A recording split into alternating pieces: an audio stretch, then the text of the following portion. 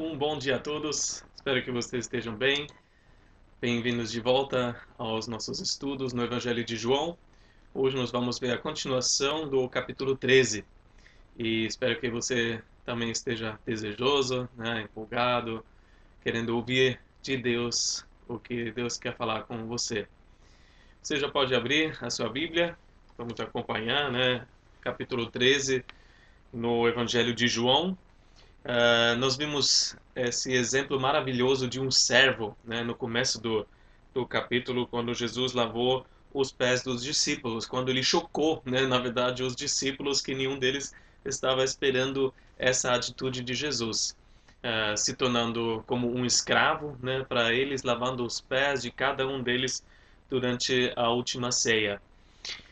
Pedro, a gente até viu que não ia deixar o mestre, chegar perto dos seus pés fedidos, mas ele foi corrigido e ele precisava se humilhar, precisava receber esse serviço de Jesus. E Jesus, no final, fez questão de explicar por que ele fez isso. Porque ele queria deixar um exemplo prático para eles, para que eles pudessem servir uns aos outros. E isso principalmente em relação ao lavar da sujeira do mundo que a gente acumula todos os dias, como o pé fica em contato com a terra, a nossa vida de alguma forma sempre está em contato com o mundo ao nosso redor, e a gente precisa ser lavado, dessa sujeira, e Jesus falou, vocês, que são mansos, humildes, vocês que são espirituais deveriam fazer isso também uns com os outros. E ele mostrou que o maior no reino de Deus é aquele que serve. E aquele que pratica isso, com certeza vai ser feliz, vai ser muito abençoado. Hoje nós vamos ver o novo mandamento. Amem-se uns aos outros. E é tão interessante, falar de amor, porque cada um fala, amor é tudo que a gente precisa, O mundo canta canções seculares que o amor é o cura para o mundo. Ninguém com certeza iria contestar que o mundo não precisa de mais um pouco de amor, que todo mundo precisa mais um pouco de amor, da pessoa, sei lá, da classe mais baixa ao político e não sei quem mais, todo mundo precisa de mais amor, Cadê o amor? Com certeza a gente não teria nem metade dos problemas, O amor seria a solução dos problemas.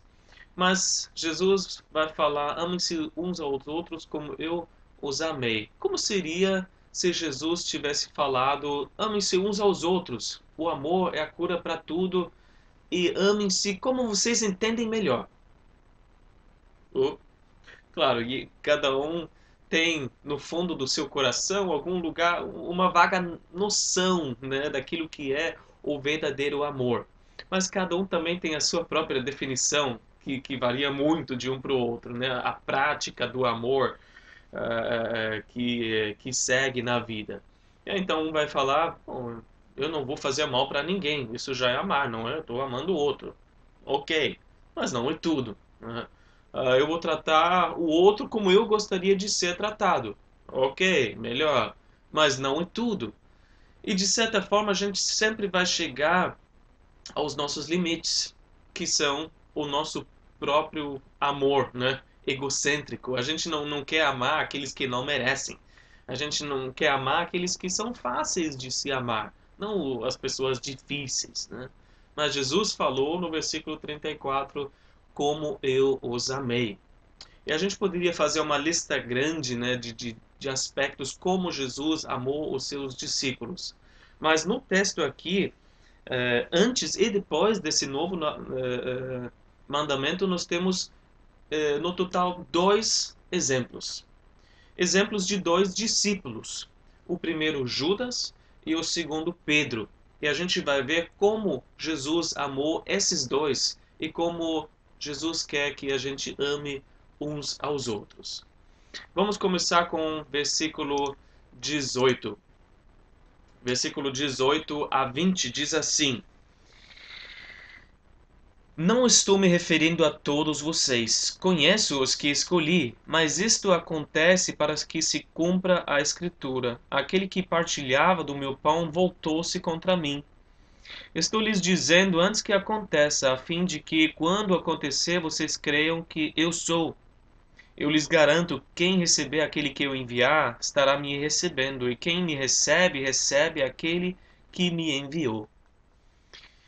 Jesus estava em total controle dessa situação, inclusive sabendo da traição. Jesus sabia que Judas iria traí-lo.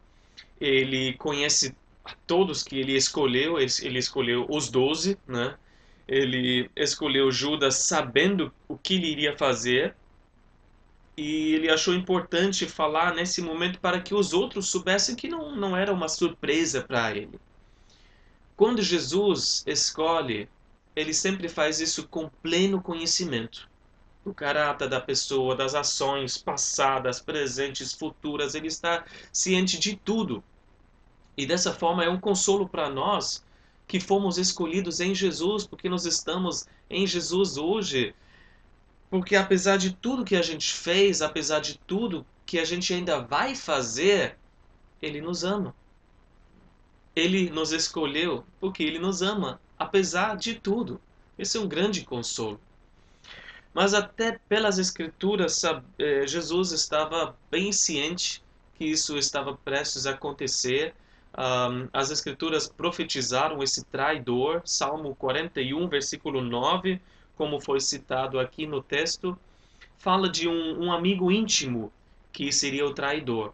Alguém em que Jesus, o Messias, confiava, com quem ele tinha comunhão, partilhando o pão, e esse se voltou contra ele. Nesse caso, iria se voltar contra ele. Literalmente fala que levantou o calcanhar. Então imagina alguém que chega a um amigo, né, talvez melhor amigo, quer dar um abraço, né, e qual a resposta desse amigo? Um chute de karatê bem no rosto, né? Então a reação para essa demonstração de amor, de amizade, é uma ofensa muito grande. Mas isso também mostra o amor incrível de Jesus. Porque ele ama até aqueles que ele já sabe que vão rejeitá-lo no final. Jesus amou Judas da mesma forma como os outros. Judas teve as mesmas chances que os outros. Ele teve o mesmo tratamento amoroso que os outros. Jesus investiu na vida de Judas por 3 anos e meio da mesma forma como nos outros. Ele serviu a Judas da mesma forma como serviu aos outros. Lavou os pés, por exemplo. Então, quanto mais nós devemos amar uns aos outros, não sabendo nada do futuro, a gente não sabe quem vai rejeitar, quem vai aceitar, quem realmente vai ficar firme até o fim, quem vai abandonar a fé, a gente não sabe o que vai acontecer com cada um.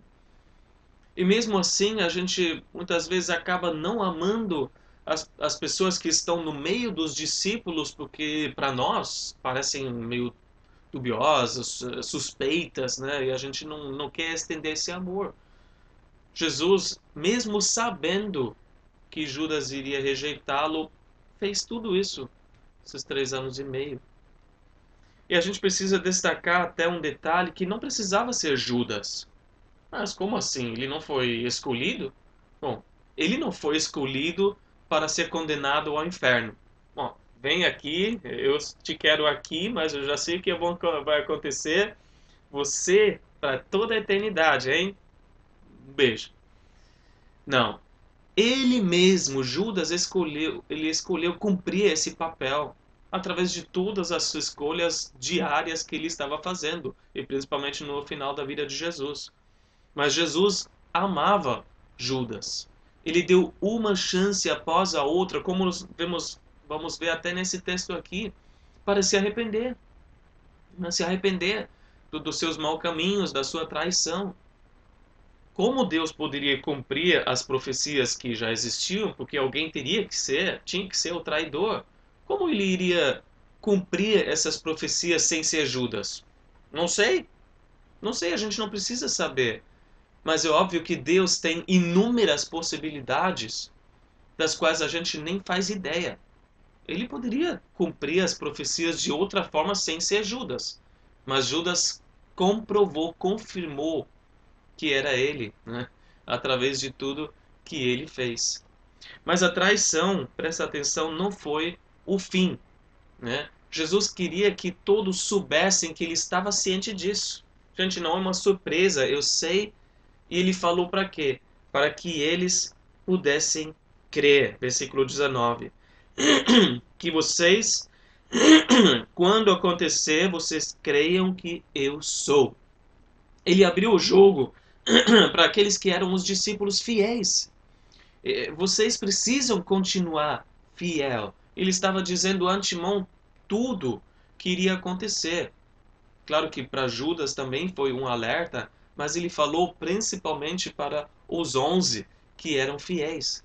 E esse é o poder incrível de Deus, de predizer o futuro. Ele conhece tudo o futuro, ele já sabe tudo o que vai acontecer.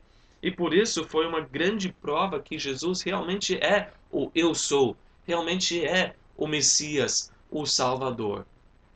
E ele disse isso para que o choque da traição, que com certeza seria tão grande, né, nessa hora para os discípulos, fosse transformado em um tijolo seguro de fé, da fé deles que Jesus era o Messias.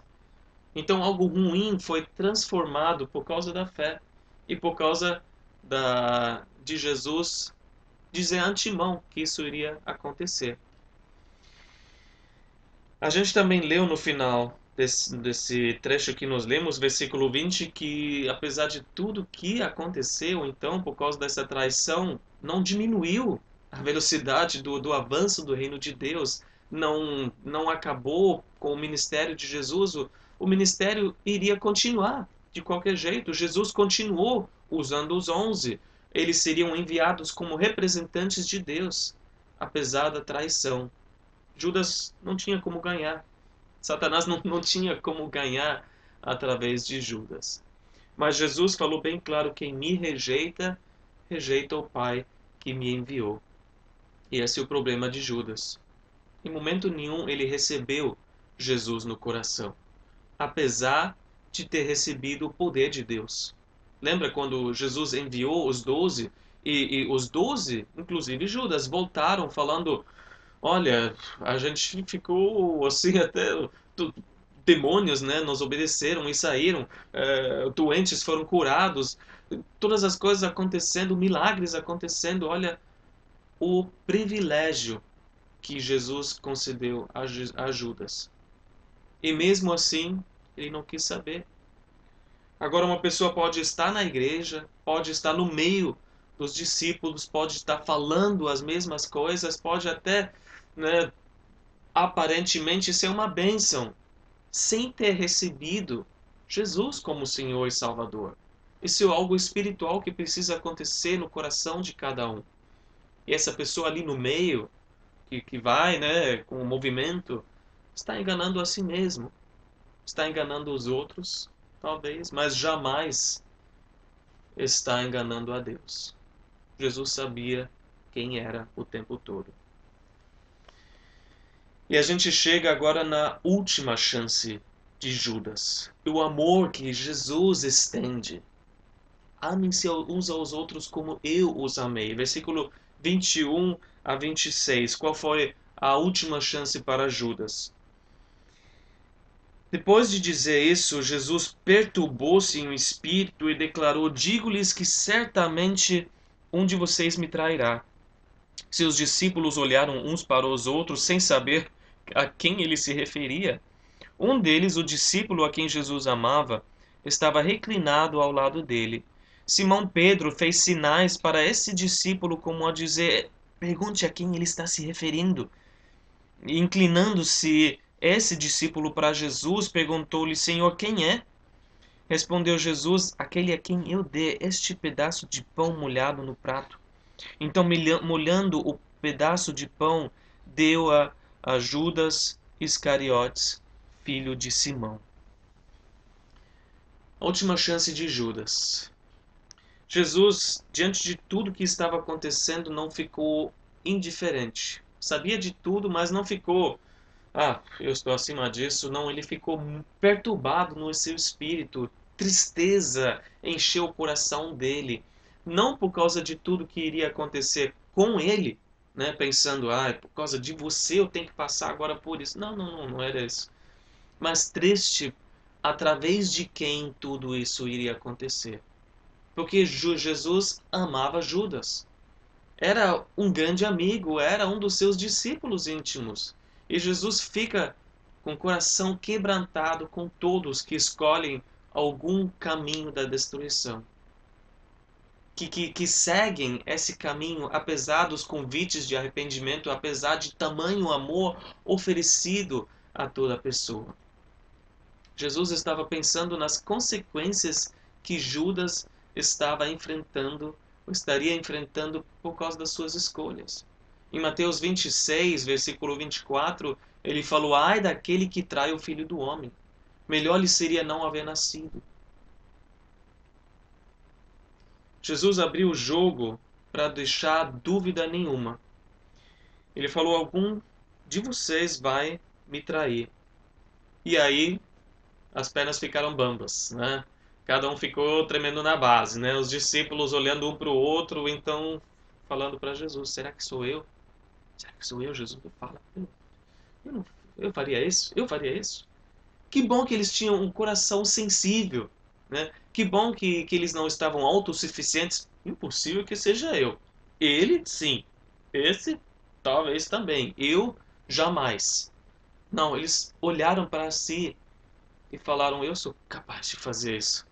É possível que eu faça isso. É possível de cada um deles cometesse esse ato de traição. Não deliberadamente, mas é possível na emoção do momento, né? De repente, sem querer, e aconteceu. E isso é importante para nós lembrar. Todos nós somos capazes de cometer os piores pecados, as piores atrocidades na nossa pecaminosidade. Nós somos capazes de fazer o pior. E talvez, mas a gente não vai, né, materializar aquilo, né, realmente fazer. Mas já está aqui na cabeça. De repente você já cometeu o ato na cabeça e está culpado da mesma forma. Jesus abrindo o jogo foi mais uma oportunidade para Judas se confessar. Enquanto ninguém sabia, ele poderia chegar em Jesus e falar: Jesus, sou eu, me ajuda. Você está falando de mim, não está? Enquanto os outros não faziam ideia nenhuma. Mas ele não aproveitou dessa oportunidade. Mais uma, que nem essa foi a última de todas. Mas é incrível pensar como foi o maior engano na história da humanidade que esse Judas fez. Por 3 anos e meio, andando junto, vivendo junto com os outros, e nada que ele falou, nada que ele fez, levantou nenhum suspeito no meio dos discípulos. Nada alertou eles. Nada. Foi o maior engano da história, né, da humanidade. Mas Pedro queria saber, queria ouvir a qualquer custo, né? E era um jantar especial, como nos lemos aqui. Num jantar especial, como era esse, né, da Páscoa mesmo, se fosse antecipado, essa última ceia, todos eles estariam reclinados à mesa, né? Então, se apoiando no braço esquerdo, né, e comendo com o braço direito reclinado, deitado à mesa, né, a cabeça virada para a mesa, os pés para trás e assim de lado, deitado. João estava do lado direito de Jesus, porque nós entendemos que ele estava tão perto que ele poderia simplesmente virar a cabeça e encostar a sua cabeça no peito de Jesus. Então, no caso, João estava aqui, atrás dele estava Jesus, então João estava ao lado direito de Jesus, que seria o segundo lugar de honra, à direita do anfitrião. E nós lemos aqui que João fala de si mesmo como discípulo a quem Jesus amava. É a primeira vez que a gente vê essa frase de 5 vezes que João aplica essa frase no Evangelho todo, mas aqui é a primeira vez. E você se lembra talvez que a nossa série em João foi intitulado O Evangelho do Discípulo a quem Jesus amava. Que essa é a ênfase, né? A gente sente esse amor em cada texto, em todas as páginas. Mas ele se autodenominou assim. Ele escolheu esse título ao invés de falar João, né? O seu próprio nome. Porque ele tinha absoluta certeza que ele era o discípulo a quem Jesus amava. E principalmente de uma forma humilde, falando: Jesus amou até a mim. Eu que era o filho de trovão, que junto com meu irmão a gente fez tanta coisa errada, a gente é muito esquentado, né? A gente tinha uma atitude totalmente contrária de Jesus. Mas Jesus me amou até o fim. Mas imagina nesse momento as implicações de intimidade de alguém que está tão perto de Jesus, tão perto que consegue ouvir o coração de Jesus bater, que pode virar o rosto para cima e virar os olhos e olhar diretamente nos olhos de Jesus. E a gente lembra que nós somos esses discípulos amados, os discípulos a quem Jesus ama. Mas você tem certeza disso? Você tem plena convicção disso, que você é amado por Jesus? Você pode ter esse tipo de intimidade com Jesus também. Buscá-lo no secreto. Ouvir o seu coração bater. Descobrir as coisas e as pessoas pelas quais o coração de Jesus bate mais forte. Você pode se aproximar de Jesus, assim como João. E principalmente se você tem uma dúvida e você precisa uma resposta, você anseia por uma resposta. Não seja como Pedro. Ou pergunta para mim, o pastor, ou meu amigo, pergunta para mim o que Jesus acha. Vai direto, você é um discípulo amado. Pergunta para Jesus diretamente. Você pode ter essa intimidade também. Bom, João ao lado direito de Jesus e Judas ao lado esquerdo. Judas estava logo atrás, porque Jesus vai passar esse pão molhado para ele. E ao lado esquerdo de Jesus, né, nas costas de Jesus, era o lugar da maior honra. Era o lugar de honra, né, do lado esquerdo do anfitrião. Como ele conseguiu esse primeiro lugar? Por que Jesus colocou Judas nesse lugar? Porque Jesus amava Judas, apesar de toda a traição que ele iria cometer. Talvez ele era mais um convite para se arrepender, mostrando quão importante ele era para Jesus. E Pedro, então, pergunta, com certeza, do outro lado da mesa. Né? Ele não queria fazer um escândalo ali na mesa, ele não ia tratar do assunto diretamente com Jesus para os outros ouvirem, mas ele viu João, que tinha essa posição privilegiada, né? Só virar a cabeça e falar sussurrando com Jesus. E a gente pergunta, mas por que Pedro queria saber tanto? Pedro, a gente conhece Pedro, com certeza Pedro ia fazer alguma coisa com essa informação. E no mínimo dar um soco na cara do traidor, né? No mínimo era impedir a pessoa de trair Jesus, de fazer alguma coisa ruim com o seu mestre, com o seu amado. Assim como ele pegou uma espada depois, né, e decepou a orelha do servo do sumo sacerdote. Mas incrível então que Jesus realmente fala para João, né? Não deixa nenhum mistério mais. Ele fala aquele a quem eu vou dar esse pão molhado. E o pedaço do pão molhado era um passo na cerimônia. Era simplesmente o anfitrião dar o primeiro pedaço do pão molhado ao convidado de honra, que era Judas.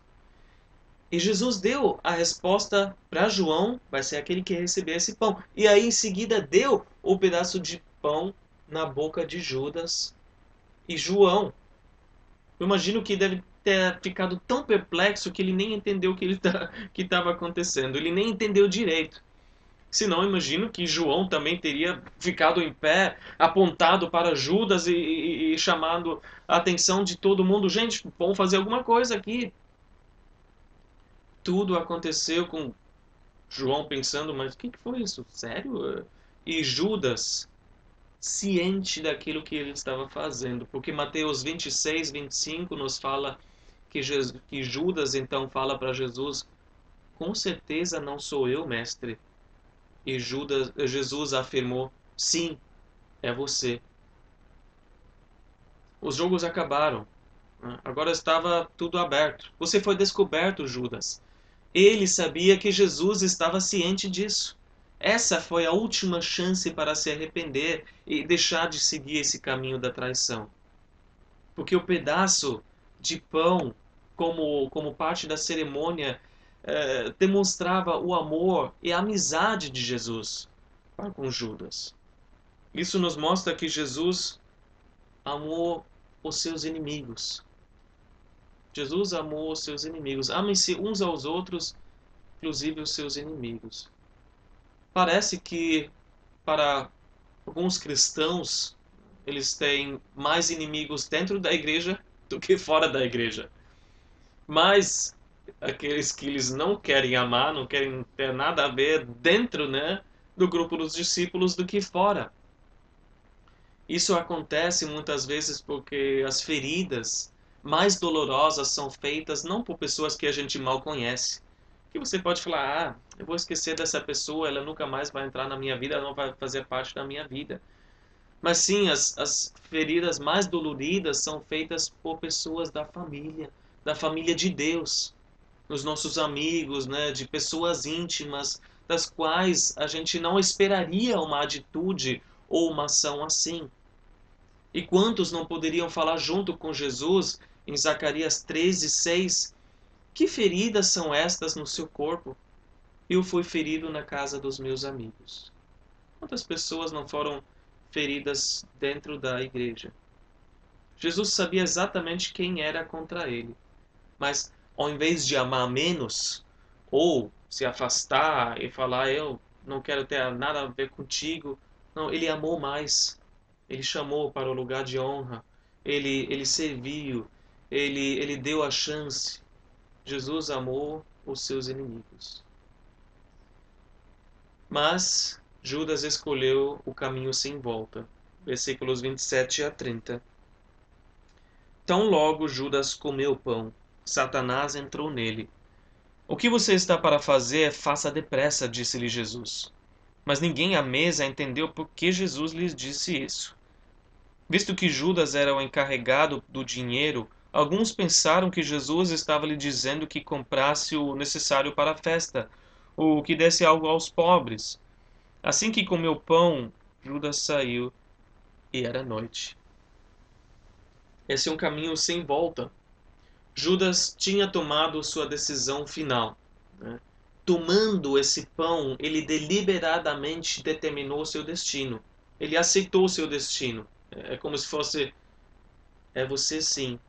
Você vai comer esse pão e vai andar nesse caminho. Ele comeu o pão e assim foi seguindo o caminho sem volta, mas ainda com gostinho do amor de Jesus na sua boca. Isso tudo que Satanás precisava. Rejeitou Jesus de vez. Já vinha rejeitando Jesus e todos os convites de arrependimento. Então, Satanás entrou em Judas. Porque ele nunca tinha recebido Jesus no seu coração. Diferente de um cristão que tem Jesus dentro do seu coração, jamais pode ser possuído por Satanás ou por um dos seus demônios. Mas Jesus continuou no controle o tempo todo. Ele deu permissão para, para Judas sair, para o diabo fazer o que ele tinha que fazer, o que planejou. E depois disso não tentou mais estender a mão para Judas. Esse foi o caminho sem volta. Enquanto os outros discípulos ainda estavam boiando, né? Não tinha entendido nada. Ele era o tesoureiro do grupo. Duas possibilidades: ou ele saiu para comprar alguma coisa para a festa, ou então ele foi dar o dinheiro para os pobres, alguma coisa que Jesus falou para ele. E na verdade ele estava pensando o quê? nas 30 moedas de prata, que foi o preço confirmado, né, combinado pela cabeça de Jesus. E Judas saiu, e isso é interessante, e era noite. Claro que não era apenas o horário da ceia, né, do acontecimento, mas as densas trevas espirituais por trás de tudo isso. E é tão triste quando a gente vê Judas sai para onde? Para onde você acha que Judas foi? Ele deixou a comunhão, a amizade, né, deixou o seu mestre que o amava, deixou o grupo de amigos para trás. Ele não tinha para onde ir. Ele ia onde? Nos chefes dos sacerdotes? Eles não queriam ele por perto, eles não se importavam com ele.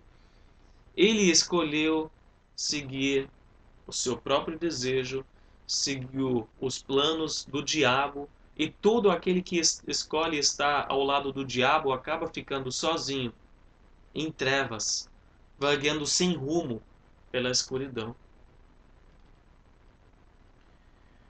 Então, Jesus fala algo tão importante para aqueles que ficaram. Versículos de 31 a 35. Depois que Judas saiu, Jesus disse: Agora o Filho do Homem é glorificado, e Deus é glorificado nele. Se Deus é glorificado nele, Deus também glorificará o Filho nele mesmo e glorificará em breve. Meus filhinhos, vou estar com vocês apenas mais um pouco. Vocês procurarão por mim e, como eu disse aos judeus, agora lhes digo: para onde eu vou, vocês não podem ir. Um novo mandamento lhes dou: amem-se uns aos outros. Como eu os amei, vocês devem amar uns aos outros. Com isso todos saberão que vocês são os meus discípulos, se vocês se amarem uns aos outros. A gente vê tanto, né, Jesus glorificado e Deus glorificado e será glorificado em breve. Jesus foi glorificado como? Através da cruz. E Judas foi a peça principal nesse momento. Ele não precisava sair, né, porque ele estava impedindo alguma coisa. Não, ele precisava sair para começar a pôr em prática seu plano maligno, para que essa sequência de eventos, né, pudesse ser iniciado e uma coisa levando a outra. Jesus logo ser preso, julgado, humilhado, condenado, crucificado, sepultado, até ser ressurreto. Agora não tinha mais volta. Mas Jesus, com tudo que passa na cabeça, o que ele viu? Ele já viu o final. Jesus sendo glorificado através da cruz. A perfeita revelação do amor de Deus, a consumação do seu propósito por qual ele veio. Ele disse: está consumado. Aqui está a salvação para toda a humanidade, todo aquele que crê. E então Jesus anunciou a sua saída, né? Eu vou para um outro lugar bem diferente, totalmente diferente, e vocês vão ficar para trás. E ele deu a instrução principal: já que vocês vão ficar, não se esqueçam do seguinte. E a única vez, né, que ele chama os seus discípulos de meus filhinhos. Seria como um rabi falando com os seus seguidores, algo super íntimo. Isso indica um relacionamento íntimo, porque não é simplesmente imitar alguma coisa que você viu, nem imitar o exemplo do mestre. Mas ele diz que a base para viver isso é um relacionamento íntimo com o mestre. A base para viver esse mandamento e é só possível em um relacionamento contínuo com Jesus. O que eles deveriam fazer à luz daquilo que estava acontecendo ao redor dele? Esse plano infernal de Judas. O que eles deveriam fazer à luz da saída de Jesus de forma física? Eles não poderiam ver mais fisicamente na frente deles o exemplo de amor do líder deles. O que eles deveriam fazer? Um novo mandamento lhes dou: amem-se uns aos outros. O que era tão novo nesse mandamento? O original nos mostra que não é novo, né, versus velho, não é uma coisa nova, recente, né? Algo que não tinha antes tão diferente, não, porque no Antigo Testamento já tinha isso também. Mas original indica que novo quer dizer algo fresco, algo o oposto de desgastado. É tão atual quanto antes. Não no lugar dos outros mandamentos, e principalmente dos 10 mandamentos. Não, não substituindo, mas resumindo, dando a essência, né, dos outros mandamentos. E novo também em relação ao momento, à época, à nova aliança, na base daquilo que Jesus fez, ou estava prestes a fazer, a base a obra de Jesus. E se a gente olha também no original, fala amem-se uns aos outros. Que amor é esse? Que definição? A gente pode dar que definição a esse amor? E o amor é ágape, o amor de Deus. 1 Coríntios 13 talvez seria uma boa definição. E a gente vê com o amor, obviamente, de Deus, não é o nosso amor. É impossível a gente amar assim por natureza. E por isso não adianta a gente tentar se policiar ou fazer regras para a gente seguir. Vamos imitar esse exemplo. Não é juntando a nossa força, o nosso desejo, a boa vontade para tentar amar esse irmão, esses irmãos. Não, é só recebendo esse amor que a gente pode dar esse amor. Porque se trata do amor ágape. Não tem como a gente produzir esse amor. E esse amor é a maior indicação que alguém segue Jesus. A gente pode até pensar que a marca para um discípulo seria o amor por Jesus. Mas Jesus já automaticamente leva um passo adiante, né? Porque o amor uns pelos outros é o fruto que você ama a Jesus. É um sinal que você ama Jesus. Jesus disse: se você me ama, você vai obedecer os meus mandamentos. A gente conclui que Jesus poderia falar: se você me ama, você vai amar a minha igreja. Você vai amar o meu corpo, porque eu me sacrifiquei por ele. Então, a resposta, como podemos amar uns aos outros, porque às vezes é algo tão difícil, né? É ama, em primeiro lugar, Jesus de todo o seu coração.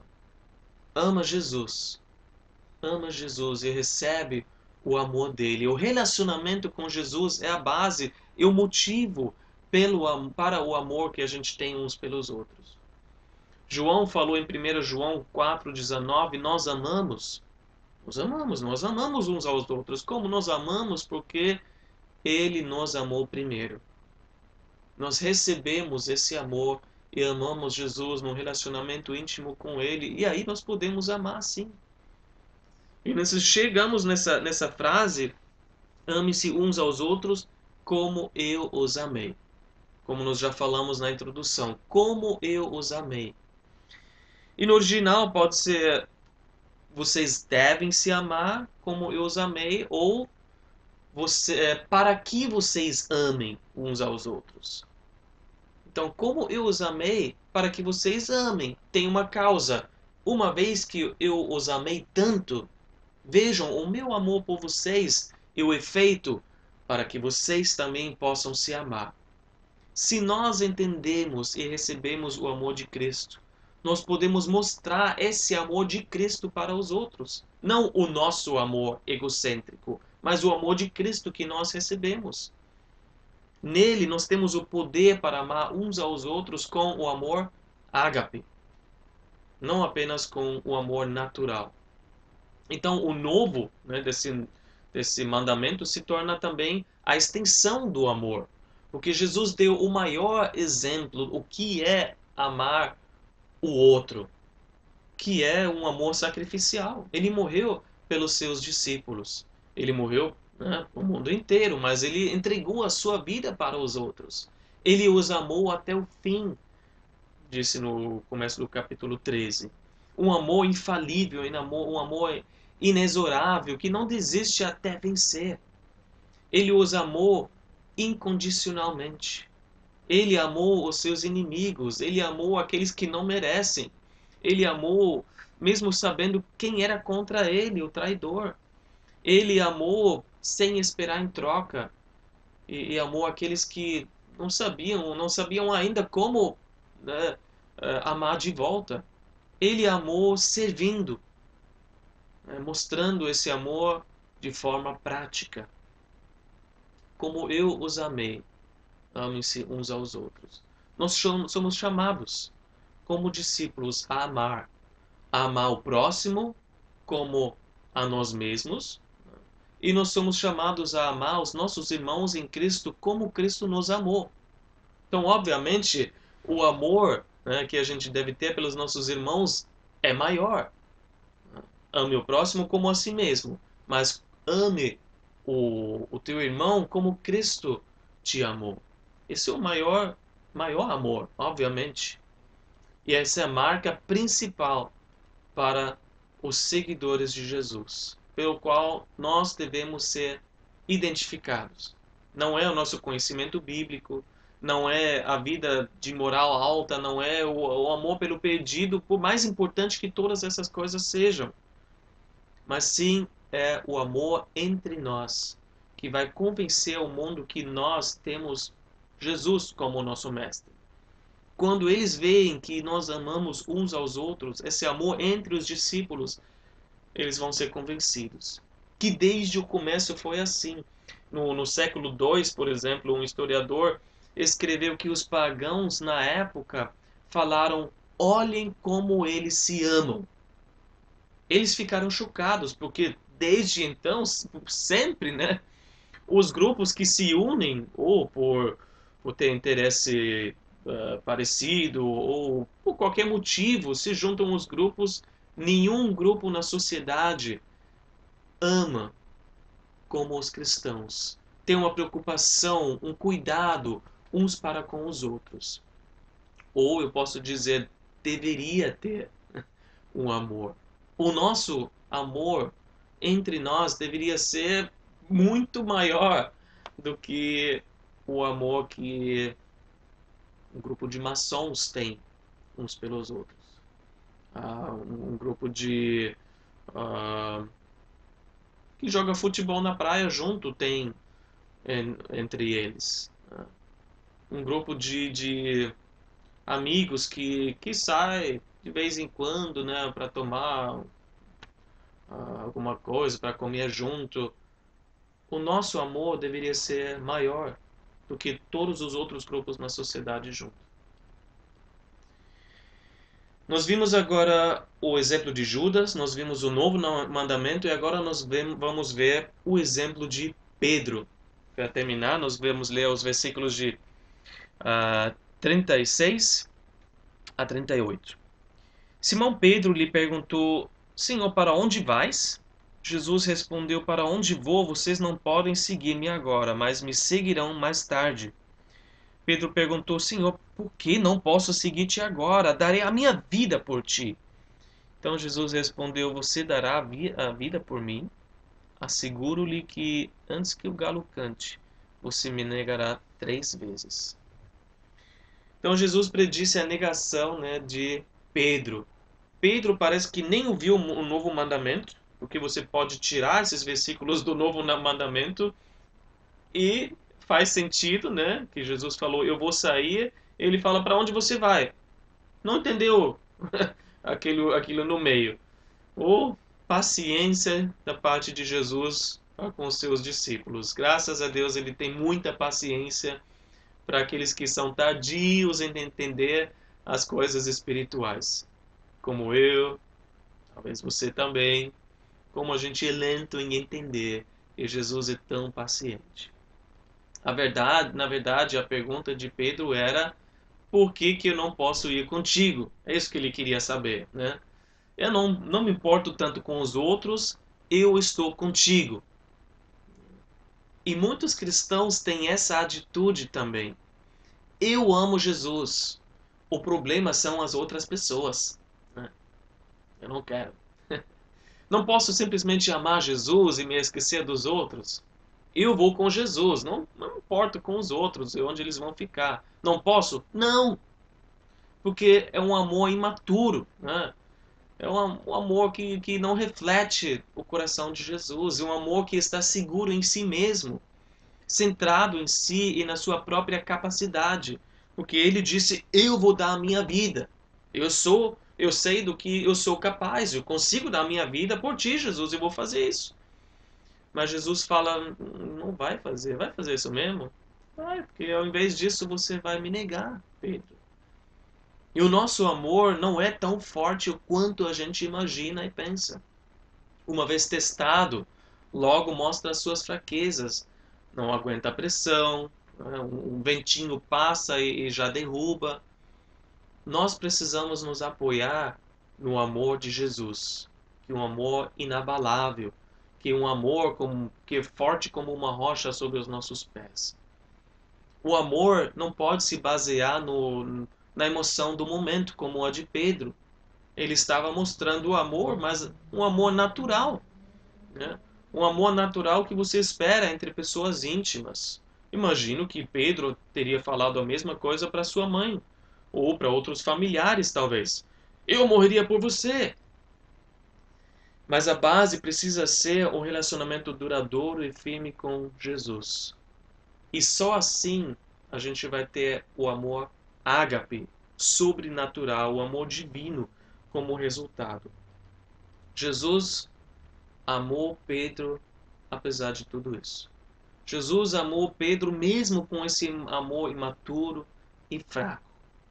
Que Lucas nos fala que Jesus sabia que Satanás queria peneirá-lo como trigo, mas também que Jesus orou por Pedro, para que a fé dele não desfalecesse. E ele sabia que ele ia passar por isso, ele iria se arrepender e depois ele iria fortalecer os seus irmãos. Jesus amou Judas, Jesus amou Pedro, Jesus amou todos os seus discípulos. Ele disse: amem-se uns aos outros como eu os amei. Vocês não conseguem fazer surgir esse amor do nada ou produzir esse amor, mas olha o quanto Jesus te amou. Ele te amou tanto. Receba esse amor e com esse amor ame os seus irmãos. Mas você precisa receber esse amor. Então, lembre-se o quanto o Senhor Jesus te amou. E pergunte como agora você pode dar e compartilhar esse amor com os seus irmãos. Amém? Vamos orar. Jesus, tu és incrível, tu és único, Senhor. Nós te adoramos porque não há igual a ti. Não há ninguém que se compara a ti, Senhor, e ao teu amor, que é firme como uma rocha sobre os nossos pés, que é o alicerce para nós, Senhor. O Senhor nos amou com amor eterno, com amor incondicional, com o amor sacrificial, um amor que serve a todos nós e nós te agradecemos por isso. Nos ajude, Senhor, a não manter esse amor de forma egoísta apenas para nós, mas que a gente compartilhe esse amor com todos. Em primeiro lugar, aqueles do corpo de Cristo, da tua igreja, Senhor. E depois com todos aqueles no mundo, Senhor. Em todo lugar tem aqueles que não merecem o nosso amor, que são contra nós, que não entendem nada, Senhor. E da mesma forma como o Senhor amou aqueles tão próximos do Senhor, que estavam pisando tanto na bola, nos ajude, Senhor, a amar com esse amor perfeito, amor ágape, Senhor, todos aqueles que pisaram na bola com a gente, todos aqueles que traíram a gente, todos aqueles, Senhor, que eram tão vacilantes com os seus compromissos com a gente. Nos ajude, Senhor, a pôr esse amor em prática. E antes de tudo, receber esse amor. Então, derrama esse amor, Senhor, sobre todos que estão ouvindo nesse momento. Nos enche com Teu Espírito Santo, Senhor, que a gente seja capaz para amar com o Teu amor. Para receber o poder, Senhor, para amar aqueles que são difíceis, Senhor, aqueles que a gente tem evitado, aqueles, Senhor, que precisam receber o teu amor, independente de quem são. Nos capacita. Continua nos abençoando também como a tua igreja, nos unindo, Senhor, nesses tempos tão diferentes, estranhos, Senhor.